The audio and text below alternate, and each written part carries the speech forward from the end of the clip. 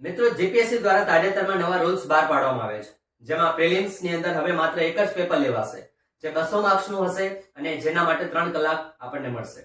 MCQ ટાઈપનું paper રહેવાનું છે, જ્યારે મેન્સ એક્ઝામ ની અંદર આપણા જે લેંગ્વેજના પેપર છે એ 300 માર્ક્સના છે અને એમાંથી ક્વોલિફાઈંગ માર્ક્સ માત્ર 25% છે, એટલે કે 75 માર્ક્સ આપણે લાવવા પડશે.